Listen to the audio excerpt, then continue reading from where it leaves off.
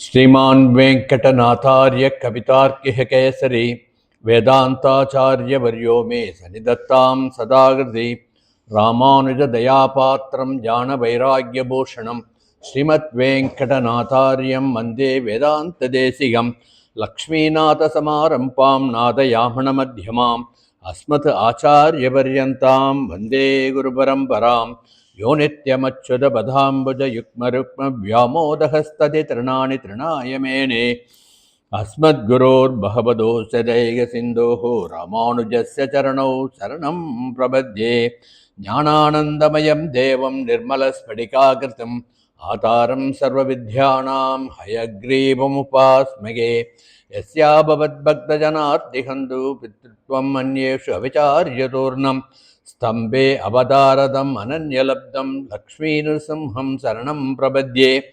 श्रीविष्णुचित्तकुलनन्दनकल्पवल्लीं श्रीरङ्गराजहरिचन्दनयोगदिश्यां साक्षात् क्षमां करुणया कमलामिवान्यां गोतामनन्यशरणं शरणं प्रपद्ये அன்னவயல் புதுவை ஆண்டாள் அரங்கற்கு பண்ணு திருப்பாவை பல்பதிகம் இன்னிசையால் பாடிக் கொடுத்தாள் நற்பாமாலை பூமாலை சூடிக் கொடுத்தாலை சொல்லு சூடிக் கொடுத்த சுடர்கொடியே தொல்பாவை பாடியருளவல்ல பல்வளையாய் நாடினி வேங்கடவர்க்கென்ன விதியன்றையும் மாற்றம் நாம் கடவா வண்ணமே நல்கு வேயர் புகழ் வில்லிபுத்தூர் ஆடிப்பூரம் மேன்மேலும் மிக விளங்க விஷ்ணு சித்தன் தூய திருமகளாய் வந்த அரங்கனார்க்கு துழாய் மாலை முடி சூடிக் கொடுத்த மாதே நேயமுடன் திருப்பாவை பாட்டாரைந்தும் நீ உரைத்த தையொரு திங்கள் பாமாலை ஆய புகழ் 143 அன்புடனே அடியேனுக்கு அருள் செய் நீயே. நமஸ்ததசே. இன்னைக்கு திருப்பாவையினுடைய 18வது பாசுரத்தினுடைய விசேஷ அர்த்தங்களை அனுபவிக்க போகிறோம். வழக்கம் போல திருப்பாவையினுடைய பாசுர விசேஷம் அனுபவிப்பதற்கு முன்ன சுவாமி நிகமாந்த மகாதேசிகன் கோதாஸ்துதியிலே நமக்கு அருளியிருக்கின்ற ஒரு ஸ்லோகத்தை அன்வயித்துவிட்டு தொடர்ந்து திருப்பாவையை அனுபவிப்போம். 18வது ஸ்லோகம் கோதாஸ்துதியில் சூடாபதேன பரிகிருஹ்ய தவோத்தரீயம் மாலாமபித்வதலைஹி ரதிவாஸ்ய தத்தாம் பிராயேன ரங்க பதிரேஷ பிபர்த்தி கோதே சௌபாகிய சம்பத் அபிஷேக மகாதிகாரம் என்பது 18வது ஸ்லோகம். இந்த ஸ்லோகத்தில் சுவாமி என்ன சொல்லுகிறார்னா, கோதா பிராட்டியை பார்த்து, கோதா பிராட்டியே, உன்னுடைய மேலாடையையும் நீ சூடிக் கொடுத்த அந்த திருமாலையையும் எம்பெருமான் அணிந்து கொள்வதனால் ஸ்ரீ ரங்கராஜன் சகல மங்களங்களுக்கும் இருப்பிடமான மங்கள ஸ்வரூபனாக இருக்கின்றான். உனது மேலாடையும் நீ சூடிக் கொடுத்த மாலையும் தான் அவனுக்கு அத்தகைய மங்களத்தை கொடுக்கின்றது. அந்த மங்களத்தின் காரணமாகவே அவன் ஸ்ரீ ரங்கராஜனாக முடிசூடுவதற்கு வேண்டிய தகுதியை பெறுகின்றான் என்று அனுபவிக்கின்றார் சுவாமி நிகமாந்த மகாதேசிகன். ரங்கராஜனுக்கே தகுதியை கொடுப்பது கோதா பிராட்டியினுடைய சூடிக் கொடுத்த மாலையும் அவளுடைய மேலாடையும் என்பது இந்த ஸ்லோகத்திலே சுவாமியினுடைய அனுபவம். இந்த அனுபவத்தை மனதிலே கொண்டு இப்பொழுது நாம் திருப்பாவையினுடைய பாசுரார்த்தங்களை அனுபவிப்போம். இன்றைய பாசுரம் அனுசந்தானம் பண்ணுங்கோ. 18வது பாசுரம். உந்து மதகளிற்றன் ஓடாத தோல்வலையன் நந்தகோபாலன் மருமகளே நப்பின்னாய் கந்தம் கமழும் குழலி கடதிரவாய் வந்தெங்கும் கோழி அழைத்தனகான் மாதவி பந்தல் மேல் பல்கால் குயிலினங்கள் குவினகான் பந்தார் விரலி உன் மைத்துனன் பேர்வாட செந்தாமரை கையால் சீரார் வலையொலிப்ப வந்து திறவாய் மகிழ்ந்தேலோர் எம்பாவாய். இது இன்றைய பாசுரம், 18வது நாள் பாசுரம். இந்த பாசுரத்தினுடைய பிரதிபத அர்த்தத்தை முதலில் அனுபவித்து விடுவோம். உந்து மதகளிற்றன். களிறு என்றால் யானை, யானைக்கே பலம் அதிகம். மதகளிறு என்றால் இன்னும் பலம் அதிகம். ஆகவே உந்து மதகளிற்றன் என்று அந்த மதம் கொண்ட ஒரு யானையினுடைய நடையை உடையவன் என்று நந்தகோபாலனை மங்களாசாசனம் பண்ணுகின்றால் இந்த பாசுரத்திலே உந்து மதகளிற்றன் என்று. அடுத்ததாக ஓடாத தோல்வலியன் என்று சொல்லி புறமிதுகிட்டு ஓடாத தோல் வலிமை உடைய நந்தகோபாலனே என்று அவனுடைய தோல் வலிமையை போற்றி மங்களாசாசனம் பண்ணுகின்றாள். அடுத்து நந்தகோபாலன் மருமகளே நப்பின்னாய் என்று நந்தகோபனுடைய மருமகளாகிய நப்பின்னை பிராட்டியை துயிலெழுப்பும் விதமாக நப்பின்னையே என்று அழைக்கின்றாள். கந்தம் கமழும் குழலி என்று அவளுக்கு ஒரு அடைமொழி. நந்தகோபனுடைய மருமகளாகிய நப்பின்னையினுடைய கூந்தல் நறுமணம் வீசுவதாக இருப்பதாக மனம் வீசுகின்ற அந்த கூந்தலை உடைய நப்பின்னை தேவியே கடை திறவாய், நீ வந்தாவது கதவை திறக்க மாட்டாயா என்று பிரார்த்தனை பண்ணுகின்றாள். வழக்கம் போல பொழுது புலர்ந்ததனுடைய அடையாளத்தை எடுத்து காட்டுகின்ற வகையிலே வந்து எங்கும் கோழி அழைத்தனகான், கோழிகள் விடியற்காலையிலே கூவுகின்றனவே, மாதவி பந்தல் மேல் பல்கால் குயிலிடங்கள் குவினகான். மாதவி பந்தல் என்பது குறுக்கத்தி பந்தல். குறுக்கத்தின்னா முல்லை மலர்களால் முல்லைக்கொடி அவாத்து வாசல்ல பந்தல் போட்டு அதில் பலவிதமான குயில்கள் வந்து கூவுகின்ற அந்த சத்தம் கேட்கவில்லையா என்று கேட்கின்றாள். குயில் கூவுகின்ற சத்தம் நமக்கு கேட்கிறதோ இல்லையோ, இந்த திருக்கோவில் உள்ளே நுழையும் போதே குயில் கூவுவதை மாதவி பந்தலை நமக்கு அற்புதமாக அங்கே கோலமாக போட்டி காட்டியிருக்கா இல்லையா, அதை அனுபவிச்சுக்கோங்க. மாதவி பந்தல் எப்படி இருக்கோ அதில் குயில் எப்படி உட்கார்ந்துட்டு சப்தம் போடுறதெல்லாம் அப்படியே கோலத்தில் நம்ம அனுபவிச்சுக்கலாம். மாதவி பந்தல் மேல் பல்கால் குயிலினங்கள் குவினகான் பந்தார் விரலி, மெல்லிய விரல்களை உடையவளே, தன் மெல்லிய விரல்களிலே பந்தை பிடித்து கொண்டிருப்பவர்களே. ஏன் பந்து விளையாடுறான்னா அம்மானை விளையாடுறாளாம் கண்ணன் கூட. அது வெளிப்படையான அர்த்தம். பந்தார் விரலி உன் மைத்துனன் பேர்பாட. இங்கு மைத்துனன் என்பது ஒரு நாட்டுப்புற பேச்சு வழக்கை இங்கு ஆண்டாள் எடுத்து வைக்கின்றாள். ஆண்டாள் வளர்ந்தது எங்கு? தென்கோடி தமிழகம். தென்கோடி தமிழகத்திலே வழக்கத்தில் இருந்த ஒரு சொல்லை ஆண்டாள் நாச்சியார் இந்த பாசுரத்திலே எடுத்து சொல்லுகின்றார். இப்பொழுதும் நம்ம கிராமப்புறத்தில் பார்த்தோம்னா தன்னுடைய கணவனை எப்படி கூப்பிடுவா? மாமோயின்னு கூப்பிடுவா, இல்லாட்டினா மச்சான்னு கூப்பிடுவா இல்லையா? அதைத்தான் இங்கு மைத்துனன் என்று சொல்லுகின்றாள். உன் மைத்துனன் பேர்பாட, கண்ணனுடைய புகழை பாடுவதற்காக நாங்கள் வந்திருக்கின்றோம். ஆகவே செந்தாமரை கையால் சீரார் வலையொலிப்ப வந்து திறவாய். வளைகள் அணிந்த தாமரை போன்ற திருக்கரத்தை உடைய உன் சிவந்த கைகளால் இந்த கதவை திறந்து எங்களுக்கு கண்ணனை தரிசனம் பண்ணுகின்ற பாக்கியத்தை கொடு என்று பிரார்த்திப்பதாக இந்த பாசுரத்தை சொல்லுகின்றாள். எப்படி கொடுக்கணும்? கதவை திறக்கிறதுனா வேகமாக திறந்துடாத, மகிழ்ந்து திறவாய், நாங்கள் எல்லோரும் மகிழும்படி, நீயும் மகிழும்படி, அனைவரும் கண்ணனுடைய தரிசனத்தை கண்டு மகிழும்படி திறவாயாக என்று பாசுரத்தை தலை கட்டுகின்றாள். இது வெளிப்படையான அர்த்தம். ஒவ்வொரு பாசுரத்திலும் வெளிப்படையாக பார்த்தோம்னா ஒரு பொதுவான அர்த்தம் தெரியும். ஆனால் ஆண்டாள் நாச்சியாருடைய ஒவ்வொரு வார்த்தையும், ஏன் ஒவ்வொரு எழுத்தும் கூட ஒரு உள்ளர்த்தத்தை கொண்டிருக்கும் என்பது இத்தனை நாளாக நாம் அனுபவித்து கொண்டு வருகின்றோம். அந்த வகையிலே இன்னைக்கும் இந்த பாசுரத்தினுடைய சுவாபதேசமாகிய உள்கருத்துக்கள், உள்ளுரை பொருள் என்னன்றதை நாம் அனுபவிப்போம். 18வது பாசுரம், அதாவது இன்னைக்கே பாசுரம், நாளைய பாசுரம் 19, நாளன்னைக்கு பாசுரம் 20. இந்த 3 பாசுரங்களிலும் நப்பின்னை பிராட்டியை மங்களாசாசனம் பண்ணுவதாக ஆண்டாள் நாச்சியார் நமக்கு எடுத்து கொண்டிருக்கிறார். இந்த 3 பாசுரத்திலே நப்பின்னை புகழ் பாடுவதுதான். அப்படி இந்த பாசுரத்தை நாம் அனுபவிக்க வேண்டும். நேற்றைய பாசுரத்தில் என்ன பண்ணா?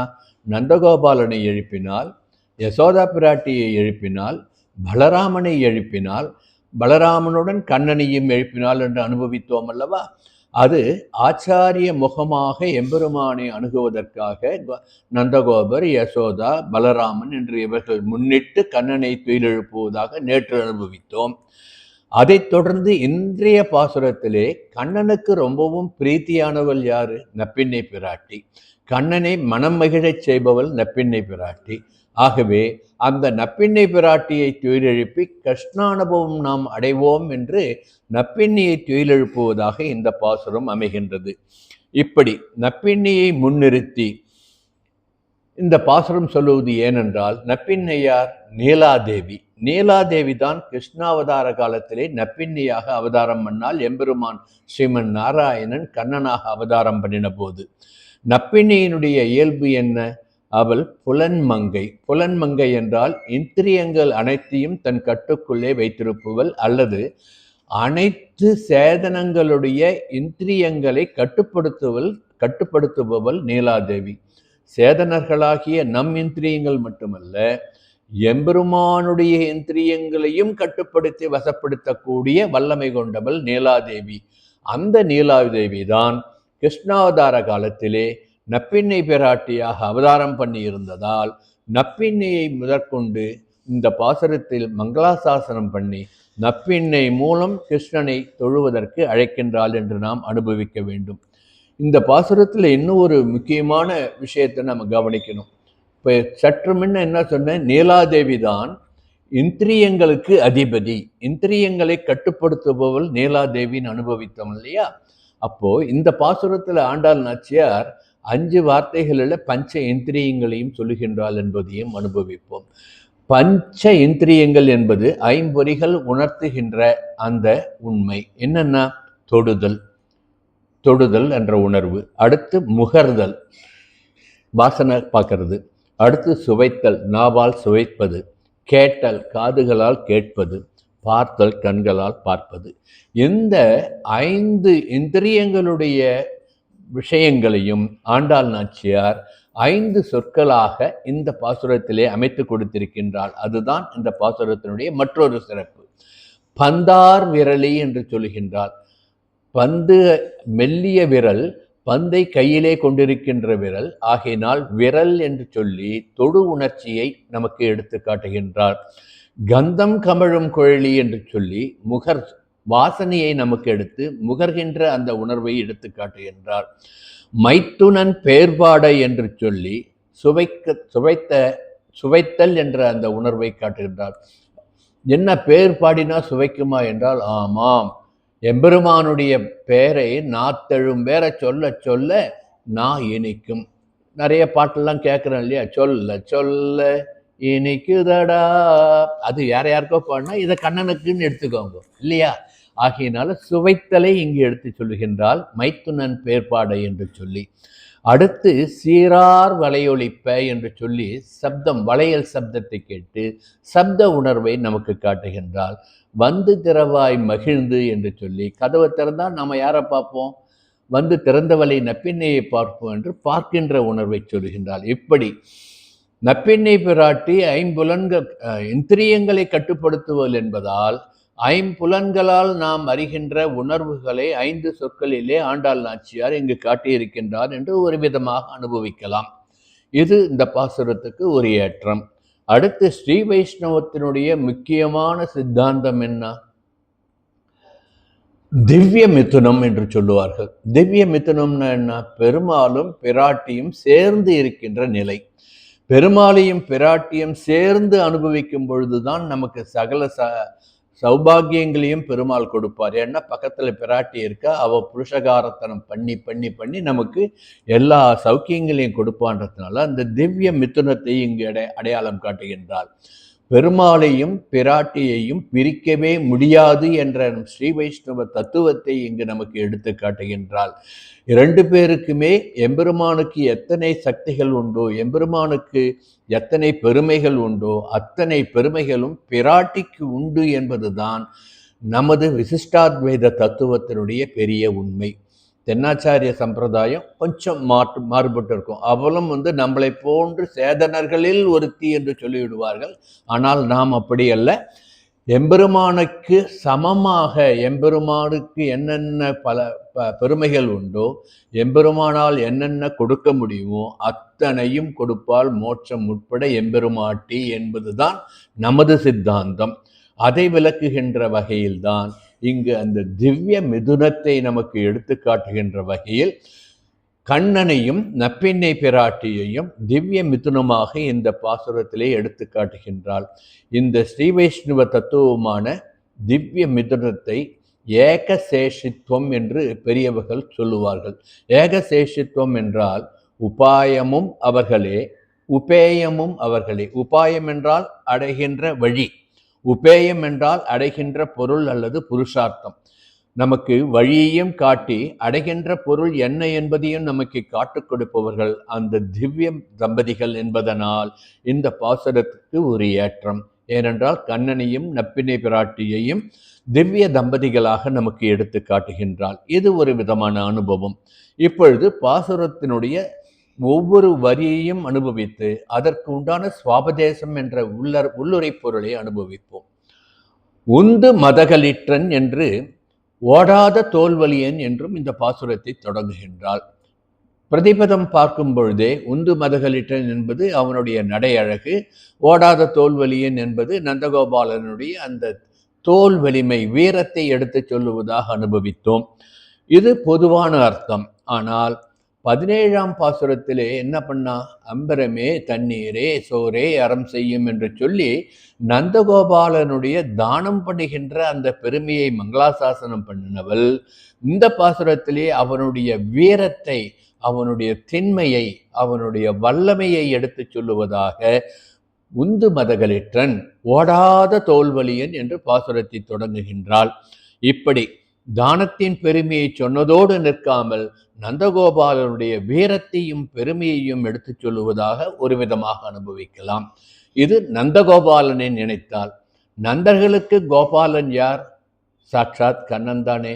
ஆகையினால உந்து மதகளிற்றன் ஓடாத தோல்வலியன் என்று கண்ணனையும் சொன்னால் என்று எடுத்துக்கொள்ளலாம். இன்னொரு விதத்துல ரசமா அனுபவிக்கணும்னா, ஓடாத தோல்வலியன் என்று நந்தகோபாலனை, கண்ணனுடைய திருத்தகப்பனாரை சொன்னவள் கண்ணன் ஓடின தோல்வலியன் என்று மறைமுகமாக சொல்லுகின்றாள் என்று அனுபவிக்கலாம். நம்ம எப்பயுமே பார்க்கிறோம், உண்டுன்னு ஒன்று இருந்ததுன்னா இல்லைன்னு ஒன்று இருக்கணும், இல்லைன்னு ஒன்று சொன்னா இருக்குன்னு ஒன்று சொல்லணும் இல்லையா? இதுதானே நியதி. அப்போ இங்கு ஓடாத தோல்வலியன் என்று சொன்னால், ஓடாதவன் என்றால் புறமுதுகிட்டு ஓடாத, எதிர்த்து நிற்கின்ற வல்லமையுடைய ஒன்று நந்தகோபனை சொன்னார். அதாவது கண்ணனுடைய திருத்தகப்பனாரை சொன்னால், கண்ணன்னா இவளுக்கு ரொம்ப வேண்டியவ இல்லையா? அதனால தமக்கு ரொம்ப வேண்டியவால பரிகாசம் பண்றது நமது இயல்பு தானே. ஆகையினால உன்னுடைய அப்பா ஓடாத தோல்வலியன், நீயோ ஓடின தோல்வலியன்ட்டு மறைமுகமா எள்ளி நகையாடுவதாக அனுபவிக்கலாம். இது என்ன புதுசா கதை சொல்லிட்டு இருக்க இங்க? அவ கண்ணனா ஓடின தோல்வலியன் கேட்கலாம். ஓடினான், ஓடின தோல்வலியன் தான். இதற்கு ஒரு கதை இல்லை, புராணத்தில் நடந்த ஒரு நிகழ்ச்சியை எடுத்து காட்டுகின்றேன். என்ன அந்த நிகழ்வு என்றால், கார்கியன் என்ற ஒரு ரிஷி, அந்தன ரிஷி இருந்தார். கார்கியன். அந்த கார்கியன் ரிஷியை இந்த யாதவர்கள் அவமானப்படுத்தி விட்டார்களாம். அவரை மதிக்காம அவருக்கு அவமானப்படுத்தியதுனால கார்கியர் கோபம் கொண்டு இந்த யாதவ குலத்தை அழிக்கின்றபடி, யாதவ குலத்தினுடைய கொட்டத்தை நான் அடக்க வேண்டும் என்று, எனக்கு ஒரு குழந்தை வேண்டும், எனக்கு ஒரு மகன் வேண்டும் என்று ஈஸ்வரனை, அதாவது ருத்ரனை நினைத்து தவம் இருந்து ஒரு குழந்தையை பெற்றார்.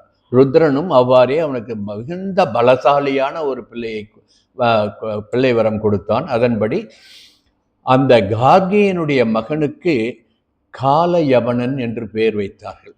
ஏனென்றால் அவனுக்கு காலன் என்று பெயர் வைத்தார். இந்த நந்தகுலத்திற்கு அவன் காலனாக வேண்டும் என்று அவர் காலன் என்று பெயர் வைத்தார். ஆனால் இவர் அந்தனர் அந்த குழந்தையை யவனராஜன் ஒருவனுக்கு தத்து கொடுத்தார். அதனால யவனராஜனுடைய குமாரனாக அவன் வளர்ந்ததனால் கால யவனன் என்று அவனுக்கு பெயர் வந்தது. அவன் ஒரு ராஜாங்கத்திலே இளவரசனாக வளர்ந்ததனால், சிவபெருமானுடைய அருளினால் பிறந்ததனால் சகல வீர குணங்களும் உடையவனாக, பராக்கிரமசாலியாக வளர்ந்தான்.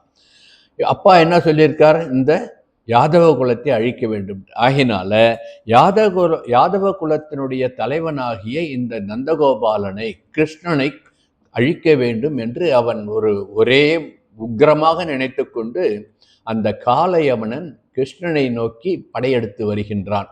உடனே கிருஷ்ணன் என்ன பண்றார்? தன்னுடைய மக்களை காப்பாற்றுவதற்காக துவாரகையிலிருந்து யாதவர்களை எல்லாம் தன்னுடைய இடத்திலிருந்து யாதவெல்லாம் துவாரகையில் கொண்டு போய் குடி வச்சிடுறார்.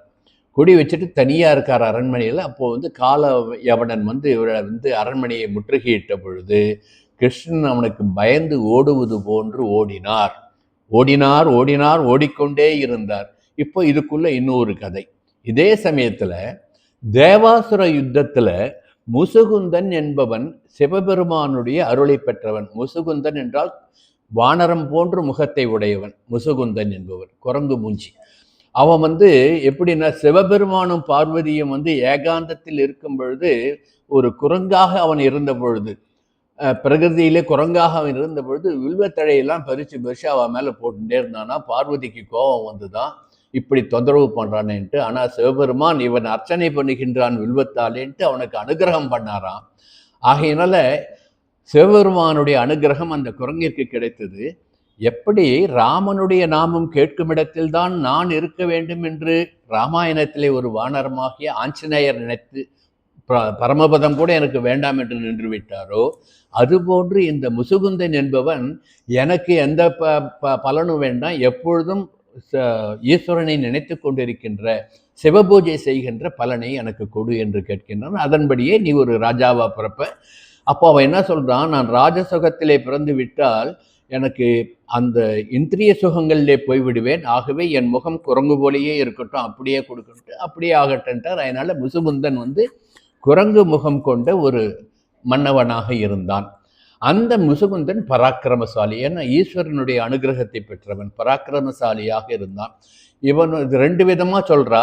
ஒன்று, அவன் இக்ஷ்வாகு குலத்துல வந்த ஒரு ராஜான்னு சொல்றா. இன்னொரு விதமாக நம்ம தென் தமிழகத்தில் விளங்குகின்ற கதையில அவன் சோழர் குலத்து ராஜான்னு சொல்றா. அவ எப்படியா இருக்கட்டும், ஈஸ்வரனுடைய அருளை பெற்ற ஒரு ராஜன், குரங்கு முகம் கொண்டவன், பராக்கிரமசாலி. அந்த ராஜா தேவாசுர யுத்தத்தின் பொழுது இந்திரனுக்கு சகாயமாக இருந்து அசுரர்களை தோற்கடித்தான். ஆகையினால் அவருக்கு இந்திரன் ஒரு வரம் கொடுக்கின்றான். என்ன வரம் கேட்கிறான், நான் இத்தனை நாள் சண்டை போட்டுட்டேன், அதனால எனக்கு நிம்மதியா தூங்கணும். நிம்மதியா தூங்கணும்னா யாரும் என்னை எழுப்பி தொந்தரவு பண்ணக்கூடாது, அது மாதிரி தூங்குகின்ற வரம் எனக்கு கொடு. ராமாயணத்தில் யார் வரம் வாங்கினார்? அவன் வாய் தவறி வரம் வந்துடுத்து. அவனுக்கு நித்திரைத்துவம் வந்துடுது. நித்திரத்துவம் போய் நித்திரைத்துவம் வந்துடுது. ஆனா இங்க இவனே கேட்டு வாங்குறான், நான் நன்றாக தூங்க வேண்டும், ஓய்வு எடுக்க வேண்டும்னா. தேவாசுர யுத்தத்துல அவ்வளவு கஷ்டப்பட்டுட்டேன்னு கேட்கவே, அப்படியே ஆகட்டும் இந்திரன் வரம் கொடுக்க. அதன் விளைவாக ஒரு குகையிலே போய் ஏகாந்தமா தூங்கிட்டே இருக்கான். அப்போ இந்திரன் என்ன சொல்ற, எப்படி வரம் வாங்கினான்னா, என் தூக்கத்தை யார் கலைக்கிறார்களோ அவர்கள் நான் கண் விழித்து பார்த்தால் சாம்பலாகி போயிடணும்ட்டு வரம் வாங்கிட்டான். அது இந்திரன் இவனுக்கு கொடுத்த வரம். யாருக்கு? முசுகுந்தனுக்கு. இப்போ கண்ணன் ஓடினான். எங்க ஓடினான்? இந்த காளையவனன் ஈஸ்வரனுடைய அருள் பெற்றவன். அவனை அழிப்பது நேரடியாக அழிக்கக்கூடாது, ஏன்னா ஈஸ்வரன் அருள் கொடுத்துருக்காரு அவனுக்குன்றதுனால நாம நேரடியாம அழிக்காம இன்னொரு காரணத்தால் அழிச்சிடலான்ட்டு ஓடி முசுகுந்தன் எங்க தூங்கிட்டு இருக்கானோ அந்த குகை உள்ள போய் மறைஞ்சுக்கிறார். அவனும் துரத்தி கொண்டே அந்த உள்ள குகையில இருட்டுல இருந்தது, தூங்கிட்டு இருந்தான்ல, அவ கால் இடறித்து இவன் தான் கிருஷ்ணன் நினைச்சு எட்டி உதைக்கிறான். அந்த முசுகுந்தன் கண் வீழ்ச்சி பார்த்தான். அவனுடைய வரம் என்ன? கண் வீழ்ச்சி பார்த்த உடனே எரிஞ்சு போயிடுறான். யாரு? காளையவனன் எரிந்து போய்விட்டான். அப்போ காளையவன சம்ஹாரம் நடந்து விட்டது. கிருஷ்ணன் எப்படி இந்த சம்ஹாரத்தை பண்ணான்? தான் நேரடியாக பண்ணாமல் ஏற்கனவே வரம் வாங்கி வைத்துக் கொண்டிருந்தார்கள் அல்லவா, அந்த வரம் மெய்ப்பிப்பதற்காக அது மாதிரி பண்ணி விட்டுட்டான். இது காளையவனனுடைய கதை. ஆகையினால் நந்தகோபன், கிருஷ்ணனுடைய தந்தையாகிய நந்தகோபன் ஓடாத தோல்வலியன், நல்ல தோல்வலி உடையவன். இவன் ஓடின தோல்வலியன்ட்டு பாருங்க, எப்படி மறைமுகமாக ஒரு பெரிய சரித்திரத்தையே சொல்லி விட்டுட்டான். இது உண்மை சரித்திரம். இந்த கதையே அந்த ஓடின தோல்வலியன் என்று கிருஷ்ணனை நாம் அனுபவிக்க வைக்கின்றாள். இது சரித்திரத்தில் இருக்கிற கதை. அடுத்து உந்து மதகளிற்றன் என்று எடுத்துக்கொண்டோம் என்றால் ஒரு விதமான அர்த்தம், மதகளிறு போன்ற தோல் வலிமையை உடையவன் என்று அர்த்தம் எடுத்துக்கொள்ளலாம். களிறு அற்றன் என்று அதை பிரித்து கொண்டோம் என்றால், மதகளிற்றன் என்றால் அதை களிற்றன் என்பதை களிறு அற்றவன் என்று எடுத்துக்கொண்டால், அற்றவன் என்றால் களிரை அழித்தவன், மாய்த்தவன் என்று ஆகும். மதங்கொண்ட களிரை மாய்த்தவன் உந்து மதகளிற்றன். யார் மதங்கொண்ட யானை? குவளையாபீடம் என்ற யானை. குவளையாபீடம் என்ற யானையை அழித்தது யார்? கண்ணன். ஆகவே உந்து மதகளிற்றன் என்று சொல்லி கிருஷ்ணனையே தான் நமஸ்காரம் பண்ணினா வந்தனம் பண்ணினான்ட்டும் அனுபவிக்கலாம். இது ஆண்டாளுக்கே உள்ள ஒரு சிறப்பு. கோதை தமிழ் அல்லவா, ஒரு வார்த்தையில எத்தனை கதையை உள்ள வச்சு சொல்றா, ஒரு வார்த்தையை எத்தனை விதமாக அனுபவிப்பதற்கும் நமக்கு ஹேதுவாக எடுத்து சொல்லுகின்றாள் என்று அனுபவிக்க வேண்டும். உந்து மதகளிற்றன் ஓடாத தோல்வலியன். இன்னொரு விதமா தத்துவார்த்தமா அனுபவிப்போம். இந்த பாசுரத்துல எழுப்பப்படுறது யாரு? நப்பிண்ணை பிராட்டி. நப்பிண்ணை பிராட்டி யாரு? நீலாதேவி. நீலாதேவி யாரு? இந்திரியங்களுக்கு அதிபதி, இந்திரியங்களை கட்டுப்பாட்டில் வைத்திருப்பவள். ஆகவே மதகளிற்றன் என்று சொல்லி இந்த ஜீவாத்மாக்குடைய மனதிலே இருக்கின்ற அந்த இந்திரியங்களால் ஏற்படுகின்ற அந்த விளைவுகளை எடுத்து சொல்லுகின்றாள் என்று தத்துவார்த்தமாக அனுபவிக்கலாம். மத யானைகள் போன்று 5 இந்திரியங்களுடைய ஆட்சிக்கு உட்பட்ட சேதனர்களே என்று நம்மை குறிக்கின்றாள் என்று நாம் எடுத்துக்கொள்ளலாம். இது என்ன புதுசா கதை சொல்றேன்னா, நமக்கு காம குரோத மதம் ஆச்சரியங்கள் லோபங்கள் இருக்கு இல்லையா, அதைத்தான் இங்கு மதகளிற்றன் என்று சொல்லுகின்றாள். அந்த மதகளிரை அற்றுப்போக வேண்டும் என்றால் என்ன நடக்கணும்? அந்த மதகளிறு அதனால் ஏற்படுகின்ற அஞ்ஞானம் விலக வேண்டும் என்றால், அந்த 5 புலன்களால் ஏற்படுகின்ற அந்த இந்திரிய சுகங்களுக்கு ஆட்படாமல் இருக்க வேண்டும் என்றால் கண்ணன் என்ற கருந்தெய்வம் நம் உள்ளத்திலே வர வேண்டும். மதகளிறு அற்றவன் இங்கு குடியிருக்க வேண்டும் என்று மறைமுகமாக நமக்கு எடுத்து சொல்லுகின்றாள் என்று அர்த்தம் சொல்லலாம். இது என்ன மதகளிறுன்னா 5 இந்திரியங்களையா சொல்றதுன்னு நீங்க கேட்டீங்கன்னா அதுக்கும் ஒரு பிரமாணம். முதல் திருவந்தாதியிலே பொய்கையாழ்வாருடைய பாசுரம். வாரி சுருக்கி மதகளிறு 5 சேரி தெரியாமல் செந்நெறி கூறிய மெய்ஞானத்தால் உணர்வார் காண்பரே மேலொரு நாள் கைநாகம் காத்தான் நிழல். காத்தான் கடல் என்பது அந்த முதல் திருவந்தாதி பாசுரம்.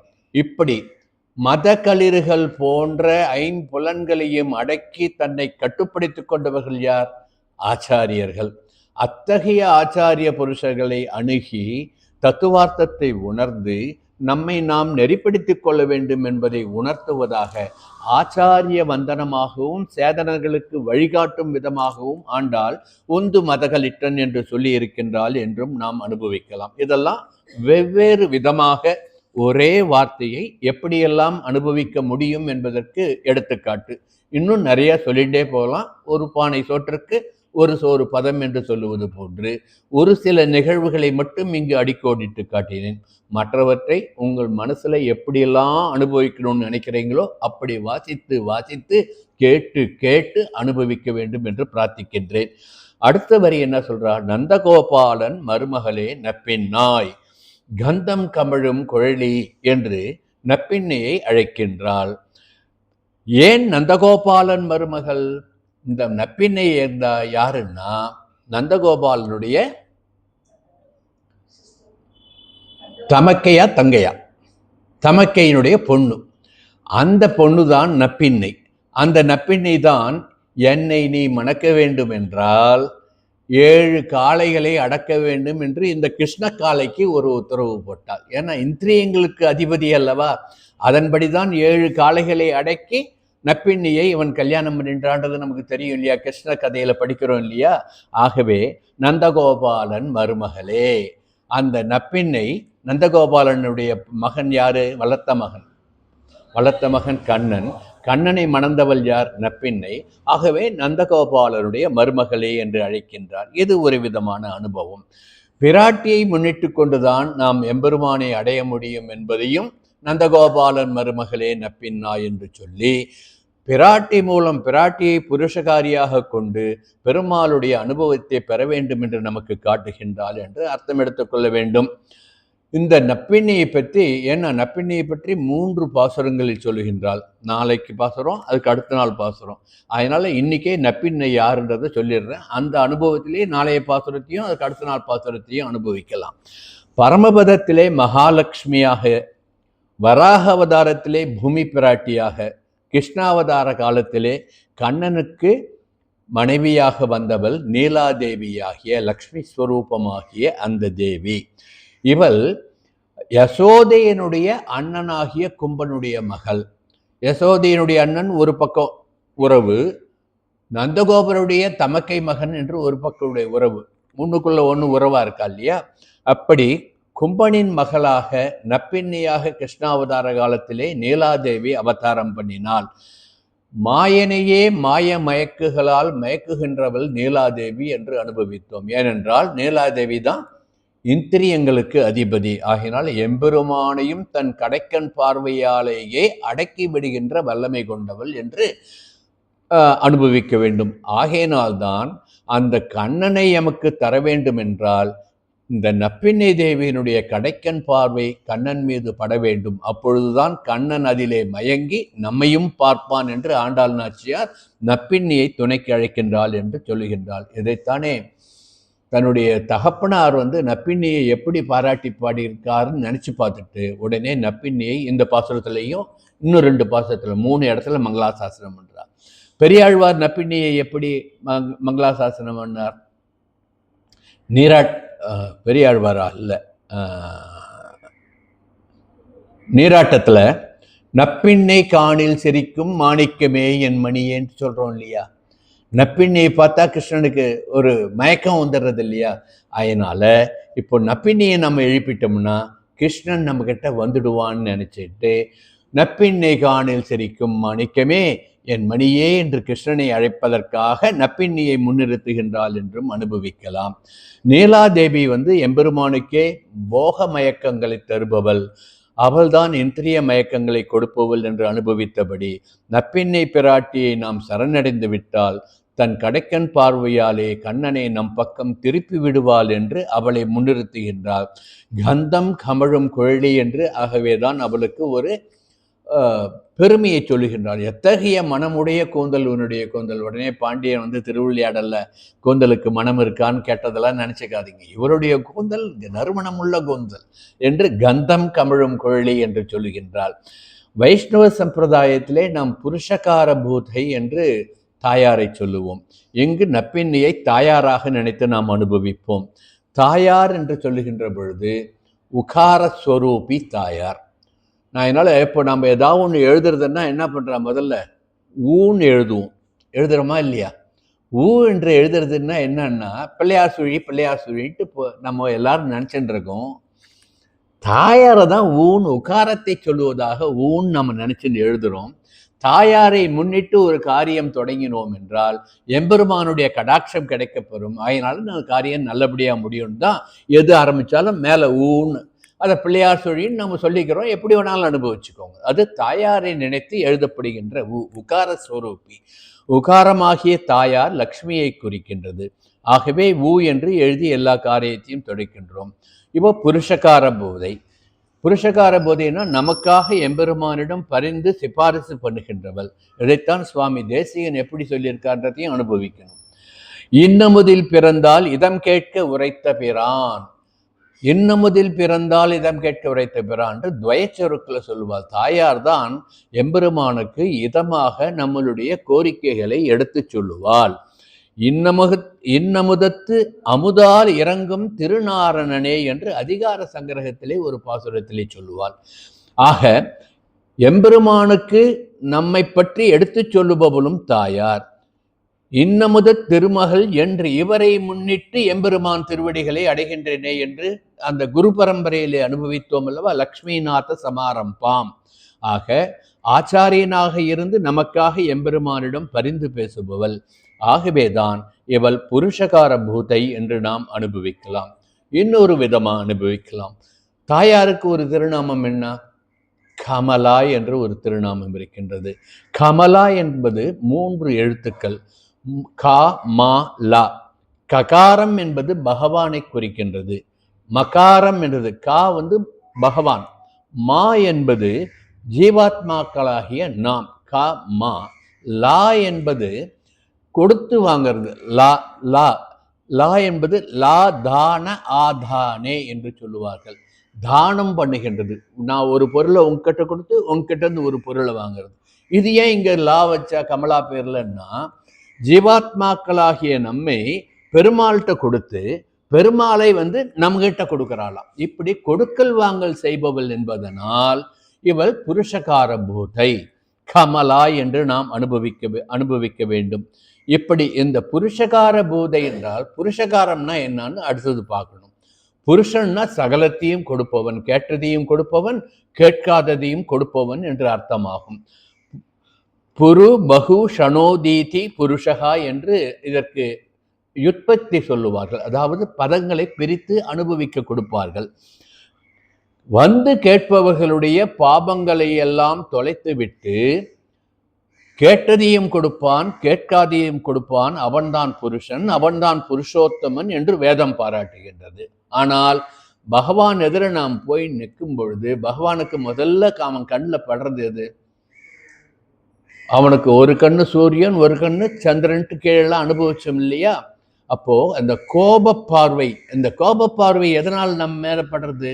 நாம் பண்ண பாபங்கள் தான் நமக்கு முன்ன போய் நிற்கிறது, நம் கர்ம வினைகள். அதனால இந்த ஜீவாத்மா இத்தனை பாவம் பண்ணிட்டு எங்கிட்ட வந்து நிற்கிறானேட்டு அந்த கோப பார்வை எம்பெருமான் பார்த்து விட போறானே என்று மாய மயக்குகள் செய்து பக்கத்தில் இருக்கிற நப்பிண்ணை பிராட்டி, பாவம் குழந்தை, இந்த குழந்தை வந்திருக்கிறதே பெரிய விஷயம், எல்லாரும் ஆற்றுல பட்டு தூங்கிட்டு இருக்கா, இவாளெல்லாம் காத்தால ஸ்நானம் பண்ணி சுத்தமான மனத்தோடு எம்பெருமான் பேரை சொல்லிட்டு கோவிலுக்கு வந்திருக்கா இல்லையா, இவாளுக்கெல்லாம் நம்ம அனுகிரகம் பண்ண வேண்டாமான்ட்டு கடைக்கன் பார்வையால் ஒரு பார்வை பார்த்தாலாம் எம்பெருமான. நம் பண்ண பாவங்கள் எல்லாம் தீயினுள் தூசாகி விட்டது.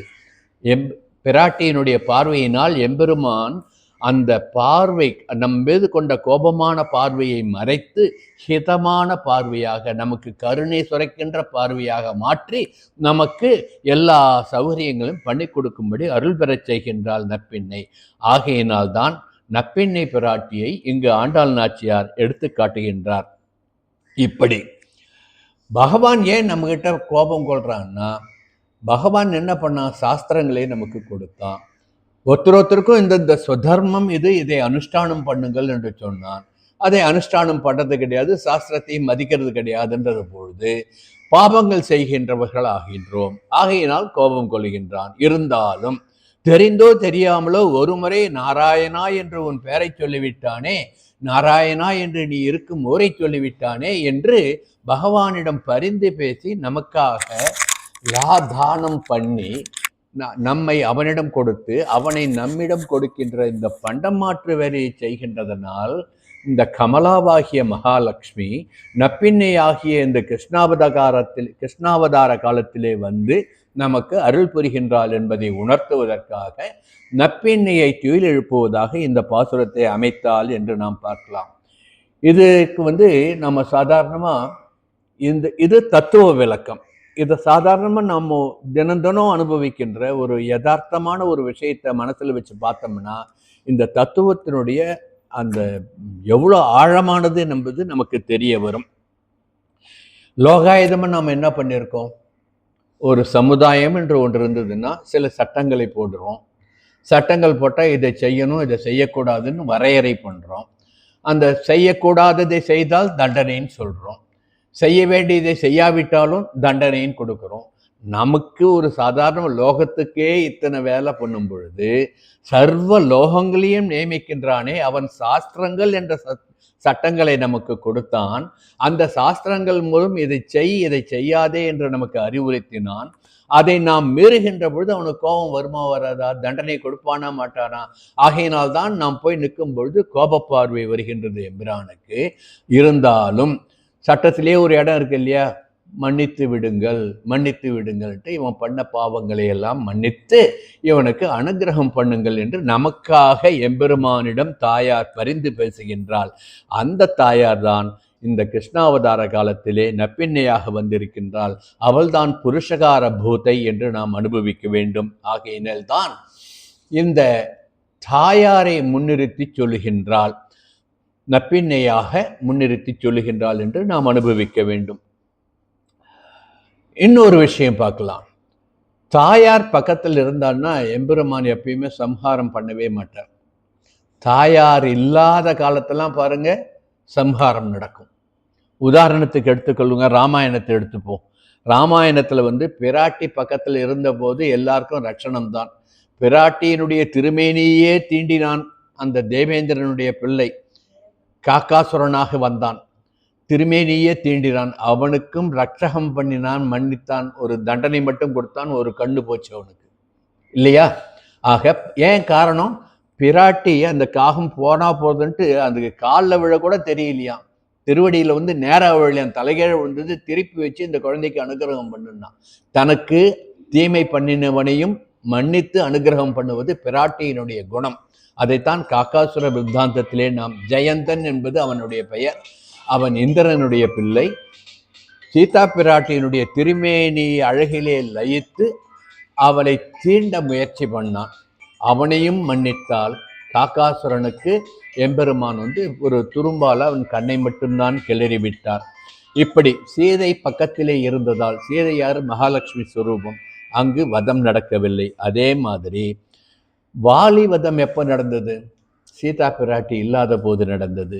ஆகையினால வாலி வெகுண்டு சொல்லுவான், என்னுடைய தாயார் இல்லை என்ற ஒரு நிலைமையினால்தான் நீ என்னை கொன்று விட்டாயோ, என் மீது அம்பெய்தாயோ என்று கேட்பார். கம்பன் இதை அழகாக பாடுவான். ஆவியை ஜனகன் பெற்ற அமிழ்து நிமினிய அன்னத்தை தேவியை பிரிந்ததனால் திகைத்தனை போலும் உன் செய்கை. இதுக்குத்தான் ஒரு பெரிய புலவர்னு சொல்லிக்கிற வைரமுத்து திகைத்தனைக்கு பைத்தியம்ட்டு தப்புந்தாருமா உதாரணம் சொன்னார். இது எவ்வளோ அற்புதமான ஒரு தத்துவத்தை சொல்லி இருக்கா.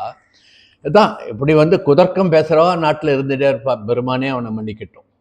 அது ஒரு பக்கம் இருக்கட்டும். இப்படி பிராட்டி இல்லாத பொழுது எப்பொழுதும் சம்ஹாரம் நடக்கும், பிராட்டி இருந்தால் சம்ஹாரம் நடக்காது. இந்த தத்துவம் தான். இப்படிப்பட்ட பிராட்டியார் மகாலட்சுமி. அவளை எப்படி நாம் சொல்லுகின்றோம்? கந்தத்வாராம் துராதர்ஷாம் நித்யபுஷ்டாம் கரீஷினி ஈஸ்வரீகும் சர்வபூதானாம் நமாமி நமா தாமிகோக பயஸ்ரீயம் என்று அனுபவிக்கின்றோம் அல்லவா? இப்படி சமஸ்த சுகந்தங்களுக்கும் அனைத்து சுகந்தங்களுக்கும் அதிபதியாக சர்வகந்த சர்வ ரசகா என்று சொல்லுகின்றபடி இருக்கின்ற அந்த பிராட்டி தான் இப்பொழுது நற்பின்னையாக வந்திருக்கின்றாள். ஆகவே கந்தம் கமிழும் குழலி கடைதிரவாய் என்று அவளை அழைத்தாள் என்று நாம் அனுபவிக்கலாம். இதையே வந்து நம்ம ஸ்ரீசுக்தத்தில் சுவாமி தேசிகன் பிராட்டியை எப்படி வந்து அவளுடைய பெருமையை போற்றி பாடுகின்றாள் என்பதை மனதிலே கொள்ள வேண்டும். இப்படி மகாலட்சுமி ஸ்வரூபமாக இருந்த நப்பின்னையை பரமனை பற்றுவதற்கு ஒரு வழிகாட்டியாக அழைத்து கொண்டு அல்லது ஆச்சாரியனாக அழைத்து கொண்டு எம்பெருமானை துயிலெழுப்பச் செல்கின்றாள் இந்த பாசுரத்தில் என்று அனுபவிக்கலாம். நப்பின்னை நங்காய் கந்தம் கமிழும் குழலி கடதிரவாய் என்று விண்ணப்பிக்கின்றாள். இங்கேயும் வழக்கம் போல வந்தெங்கும் கோழி அழைத்தனகான் மாதவி பந்தல் மேல் பல்கால் குயிலினங்கள் குவினகான் என்று எழுந்து வாருங்கள். கோழி கூவுற சத்தம் கேட்கலையா? உங்கள் வீட்டு வாசலிலே இருக்கின்ற அந்த முல்லைப்பந்தலின் மேலே குயில்கள் வந்து கூவுகின்றனவே, அந்த சத்தம் கேட்கின்றையா? பொழுது விடிந்து விட்டதே என்று அடையாளம் காட்டுகின்றாள். ஆண்டாள் பாசுரத்திலே அடையாளம் காட்டினால், மாமி கோலத்திலே அடையாளம் காட்டியிருக்கின்றாள். எப்படி ரசிச்சிங்களா? எத்தனை பேர் அதை பார்த்துட்டு வரீங்களோ தெரியல. நானும் பார்க்கும்போதெல்லாம் சொல்லிகிட்டே இருக்கேன். அதுதான் உணர்வு. மனசுல நம்ம அனுபவிக்கிறத நம்ம கண்ணால் பார்க்குற மாதிரி பண்ணுறது. பாருங்க எத்தனை குயில் அங்கே பாடிட்டு இருக்குன்ட்டு. வந்தெங்கும் கோழி அழைத்திரகான் மாதவி பந்தல் மேல் பல்கால் குயிலினங்கள் குவினகான். பல வகையான குயில்கள் கூவுகின்றன என்பதை நிறைய குயில்கள் போட்டு நமக்கு காட்டியிருக்கா. அது ஒரு அனுபவம். அந்த அனுபவத்தையும் ரசிப்போம்.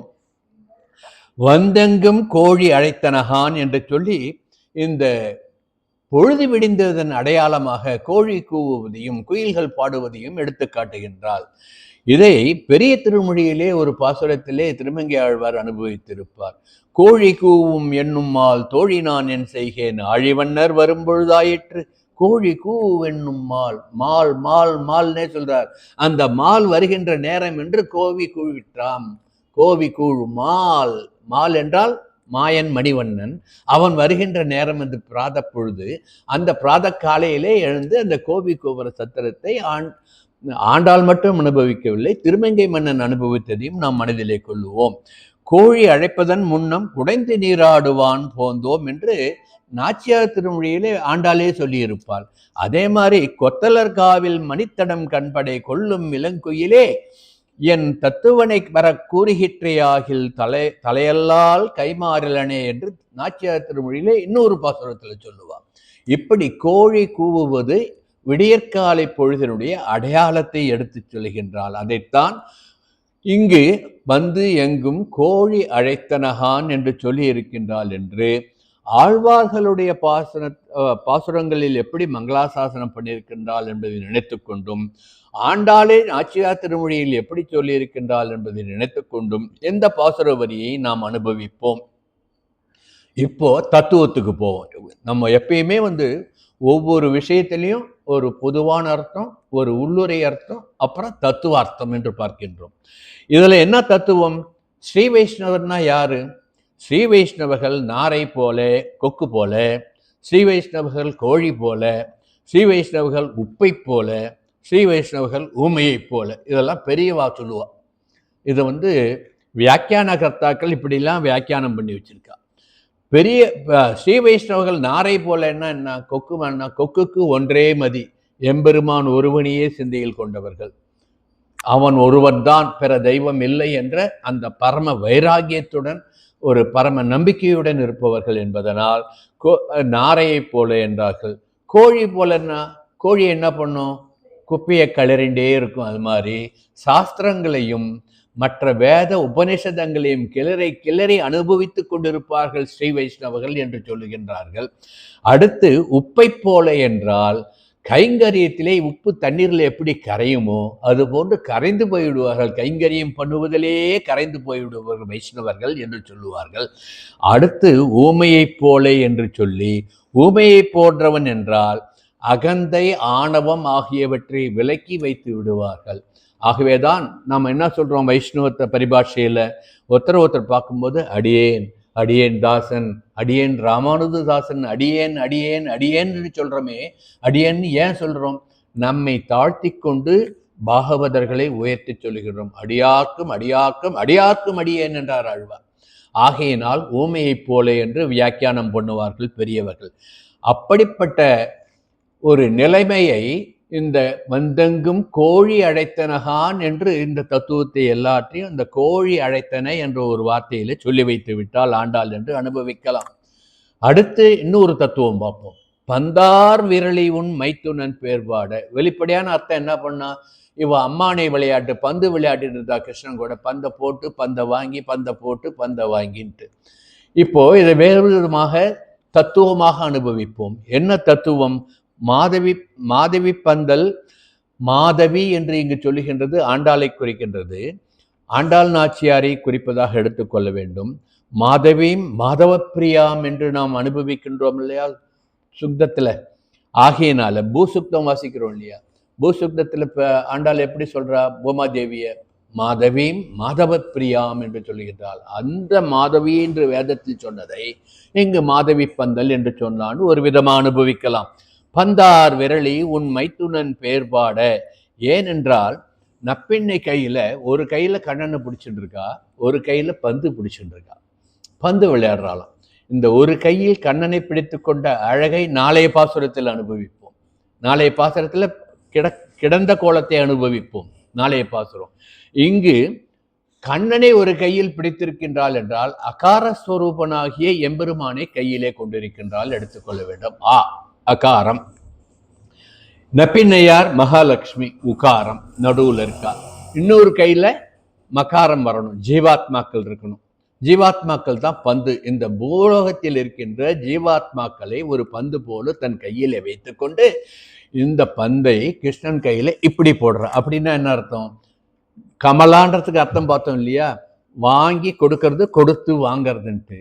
ஜீவாத்மாக்களாகிய நம்மை பரமாத்மாவாக்கிய கிருஷ்ணனிடம் கொண்டு சேர்க்கின்ற வேலையை நடுவுல உட்கார்ந்துட்டு பண்ணிட்டு இருக்கா. அகாரஸ்வரூபன் கண்ணன், உகாரஸ்வரூபம் இந்த தேவி, மகாரஸ்வரூபம் ஜீவாத்மாக்களாகிய நாம். ஊ மா சேர்ந்தா என்ன வரும்? ஓம் என்ற பிரணவம் வரும், ஓம் என்ற பிரணவஸ்வரூபம் வரும். அதைத்தான் இந்த பாசுரத்திலே காட்டுகின்றாள் என்று தத்துவார்த்தமாக நாம் உணரலாம். இப்படி பந்து என்று சொல்லிடுறது, பந்தார் விரலின்றது வெறும் பந்து விளையாடினதா நாம் எடுக்கக்கூடாது. ஜீவாத்மாக்களை பந்து போன்று உருவகப்படுத்தி பந்து விளையாடுவது போன்று இங்கேருந்து அங்கே கொடுத்து, அங்கேருந்து இங்கே கொடுத்து, இந்த அழகிலா விளையாட்டுடைய அந்த எம்பெருமானிடம் இவள் அழகிலா விளையாட்டு உடையவளாக ஆனாள் என்று அனுபவிக்க வேண்டும். இது ஒரு விதமான அனுபவம். தத்துவமாக ஓங்கார ஸ்வரூபமாக அனுபவிப்பது. ஓங்காரம் என்று சொன்ன உடனே ராமாயணத்துக்கு போவோம். ராமாயணத்துல வில்லேந்திய கையனாக அவர் என்ன கோதண்ட பாணியாக ராமன் முன்ன போறார், நடுவில் சீதா பிராட்டி போறார், பின்னால கைங்கரிய ஸ்வரூபன் லக்ஷ்மணன் போறார். முதல்ல போறது யாரு? ராமன், அகாரஸ்வரூபி. விஷ்ணு தானே ராமன், அதனால அகரஸ்வரூபி ஆ. நடுவில் போகிறது உகாரஸ்வரூபி சீதா, மகாலட்சுமி தானே சீதா, உகாரம் உ. கடைசியில் போகிறது யார்? கைங்கரிய ஸ்வரூபன், நம்மை போன்ற ஜீவாத்மாவாக கைங்கரியமே பண்ணுவதை தன்னுடைய கடமையாக கொண்டவன் லக்ஷ்மணன். ஆக சீதா, ராமன், சீதா, லக்ஷ்மணன் என்று மூவரும் சேர்ந்து போவதை அகார உகார மகாரம் ஓம் என்ற பிரணவம் நடந்து போவது போன்று இருக்கின்றது என்று வால்மீகி அனுபவித்தார். இதை எப்படி அனுபவிக்கின்றார்? அக்ரத பிரயயௌ ராம சீதா மத்திய சுது மத்தியமா பிரஷ்டதஸ்து தனுஷ்பானிர் லக்ஷ்மணஹா அனுஜகாமகா என்று வால்மீகி அனுபவிப்பார். அதான் ஒன்றும் இல்லை, முதல்ல ராமர் போறார், நடுவில் சீதா போறா, மூணாவதா லக்ஷ்மணன் போறா. இது போறது ஓம் என்ற பிரணவமே நடந்து போகின்றது போன்று இருக்கின்றது என்று அனுபவிக்கின்றார். இப்படி ஒரு விதமான அனுபவம். இதைத்தான் பந்தார் விரலி என்ற ஒரு பந்து என்ற ஒரு வார்த்தையை வைத்து இந்த உந்து மதகலட்டின் பாசரத்திலே நப்பெண்ணை பிராட்டி இந்த புருஷகார பூத்தையாக நடுவிலே இருந்து கொண்டு அகாரஸ்வரூபனாகிய கண்ணனிடம் மகாரஸ்வரூபமாகிய ஜீவாத்மாக்களை ஒன்று சேர்த்து ஓம் என்ற பிரணவத்தை நமக்கு எடுத்து காட்டுகின்றாள் என்று அனுபவிக்க வேண்டும். ஆகவேதான் ஆரம்பத்திலே என்ன பார்த்தோம்? இந்த பாசுரம் திவ்ய தம்பதிகளை நமக்கு எடுத்து காட்டுகின்ற பாசுரம் என்று ஆரம்பத்திலே சொன்னோம் இல்லையா? திவ்ய தம்பதினா திவ்ய மிதுனம் என்று நம்ம பரிபாஷையில சொல்லுவோம். திவ்ய மிதுனம் எம்பெருமானும் பிராட்டியும் ஒன்றாக இருக்கின்றது. எப்பொழுது சுவாமி ராமானுஜர் பெருமாள்கிட்ட சரணாகதி பண்ணினார்? அவர்கள் திவ்ய மிதுனமாக இருந்த பொழுது பங்குனி உத்தரத்துல 2 பேரும் சேர்த்தி உற்சவத்துல தான் சரணாகதி பண்ணார் ராமானுஜர். ஏன்னா தாயார் இருக்கும்போது சரணாகதி பண்ணாதான் புருஷகார பூதையாக அனுகிரகம் பண்ணி நம்மை எம்பெருமானிடம் சேர்த்து வைப்பாள் என்று வழிகாட்டி சென்றார் ராமானுஜர். பகவன்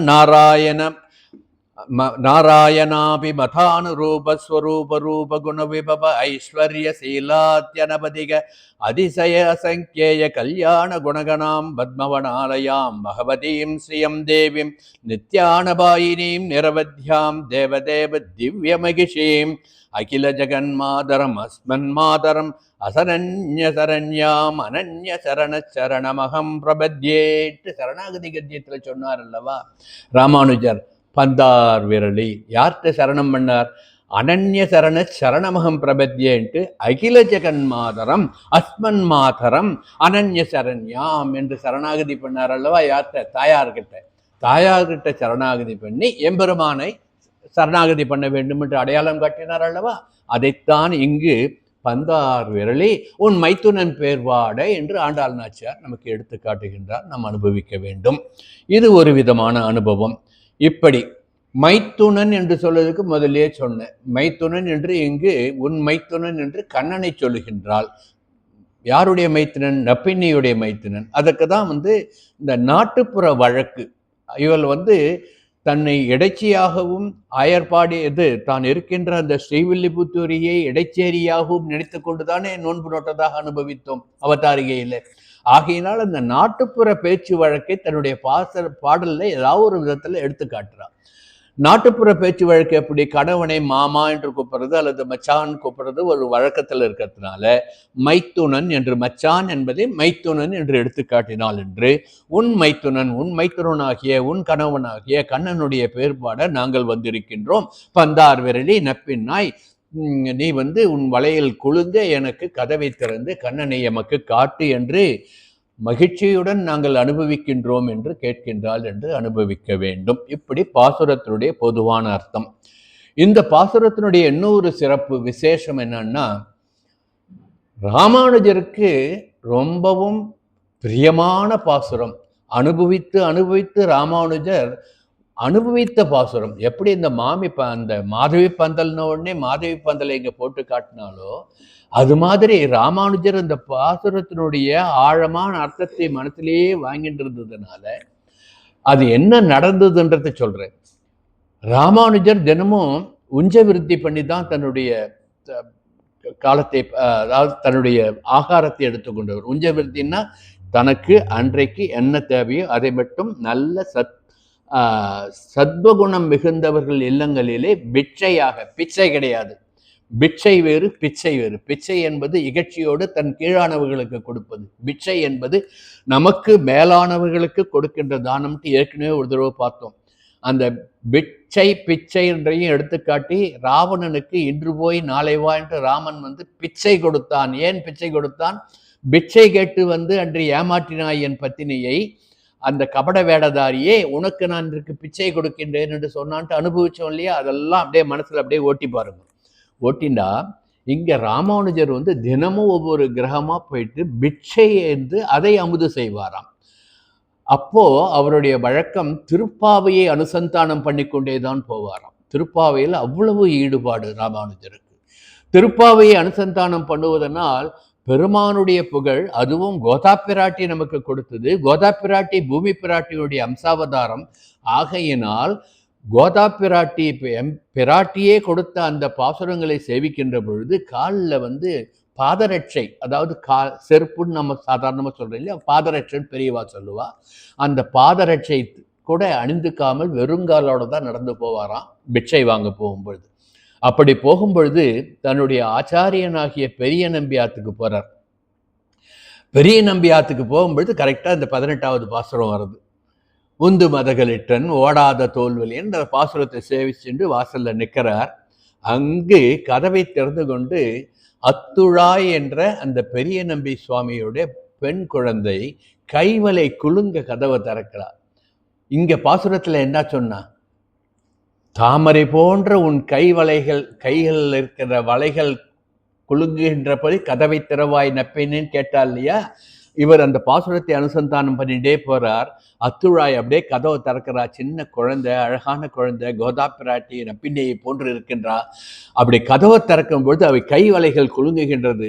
சாட்சாத் நப்பிண்ணை தேவியே வந்து கதவை திறப்பதாக நினைத்து கொண்டு சாஷ்டாங்கமாக நமஸ்காரம் பண்ணி மயங்கி போயிட்டாராம், மயக்கமாயிட்டார். என்ன அனுபவம்! இதுதான் லயிக்கிறது, அப்படியே அதிலேயே லயித்து போறது. அந்த எம்பெருமானாருடைய அனுபவம் நமக்கு கிடைக்குமான்றது வந்து பூர்வ ஜென்ம சுகீர்த்தம் இருந்தால்தான் கிடைக்கும். அப்படி இந்த குழந்தையை பார்த்த உடனே நப்பிண்ணையே வந்து கதவை திறக்கின்றாள் என்று அப்படியே திருவடியிலே விழுந்து மயங்கி போக, அந்த குழந்தை சின்ன குழந்தை தானே, பயந்துட்டு போய் அப்பாட்ட, அப்பா ஆச்சாரியன் வந்தார், அப்படியே மயங்கி போய் விழுந்துட்டார்னா. என்ன உந்து மதகளிட்டன் பாசுரம் சேவிச்சாரான்னு கேட்டாராம் உள்ள ஆச்சாரியன். அவருக்கு தானே சிஷ்யனுடைய மனநிலை எப்படி இருக்குன்னு தெரியும். உந்து மதகளிட்டன் பாசுரம், ஆமாம்பா உந்து மதகளிட்டன் தான் அங்கே சேவிச்சுட்டு இருந்தார். அதான் அவர் மயங்கி விழுந்துட்டார். உன்னை பார்த்த உடனே நப்பிண்ணை சொருபி என்று நினைத்து கொண்டு மயங்கி விட்டார். அதுதான் அனுபவம். அந்த அனுபவம் அங்கு மாதவி பந்தல் மேல் பல்கால் கோயிலனங்கள் கோயிலுகான்ட்டு மாமிக்கு ஒரு நமஸ்காரம். எப்படிப்பட்ட அனுபவம்! இந்த அனுபவம் ராமானுஜருக்கு கிடைச்ச அனுபவம் இந்த மாமிக்கு கிடைக்கிறது, இந்த அடியனுக்கு கிடைக்கலையேன்னு தான் வருத்தப்பட வேண்டியதார். அப்படிப்பட்ட அனுபவத்தை ராமானுஜர் அனுபவித்தது போன்று இந்த பாசுரத்தை அனுபவிக்க வேண்டும். இப்படி ராமானுஜர் இந்த பாசுரத்தை அனுபவித்து இருந்ததனால் இன்னொரு பெரிய விஷயம் இருக்கு. அது இன்னைக்கு சொல்லலாமா, கூடாராவில் இன்னைக்கு சொல்லலாமான்னு யோசனை பண்ணிட்டே இருக்கு. திருமாலிருஞ்சோலை எம்பெருமானை மங்களாசாசனம் பண்ணும் பொழுது கோதா பிராட்டி நாச்சியார் திருமொழியில சொன்ன ஒரு பாசுரத்தை மங்களாசாசனம் பண்ணும் பொழுது அவள் அன்று நேர்த்திக்கடனை நிறைவேற்றினாலோ இல்லையோ என்று நினைத்து தான் நேர்த்திக்கடன் நிறைவேற்றினாராம். அது வந்து அன்னைக்கு விளக்கமா சொல்றேன், இது ஓரளவுக்கு எடுத்து சொல்றேன். அவள் நினைத்ததை இவர் செய்து காட்டினார், பின்னால் வந்தவர். ஆகையினால் இவர் கோதக்ராஜர் என்ற பெயரும் பெற்றார். ஸ்ரீவில்லிபுத்தூருக்கு இவர் மங்களாசாசனம் பண்ண பொழுது அண்ணான்ட்டு ஓடி வந்து கர்ப்ப கிரகத்திலேருந்து அர்த்த மண்டபத்தில் வந்து நின்றுட்டாலாம் கோதா. அந்த அர்த்த மண்டபத்தில் தான் இன்னைக்கு சேவை சாதிச்சுட்டு இருக்கா. அப்படிப்பட்ட உத்தமராகிய அந்த ராமானுஜருக்கு உகந்த பாசுரம் உந்து மதகளிட்டன் என்ப இந்த பாசுரம் என்று நாம் அனுபவிக்க வேண்டும். இது வந்து ஒரு பொதுவான விஷயம். இந்த பாசுரம் வந்து எத்தனாவது பாசுரம்? 18வது பாசுரம். 18க்கு என்ன பெருமை? புராணங்கள் 18, கீதையில் 18 அத்தியாயம். 18வது அத்தியாயத்தில் வந்து 18வது இதில் வந்து பகவத்கீதையை சொல்லியிருக்கார். மகாபாரதத்தில் 18 அத்தியாயம், 18வது அத்தியாயத்தில் கீதை என்று அனுபவிக்கலாம். அப்புறம் இப்போ சொல்கிறா சித்த புருஷர்கள் 18 பேர்னு அனுபவிக்கலாம். இப்படி 18க்கு நிறைய பெருமை இருக்கிறதெல்லாம் பார்க்கலாம்.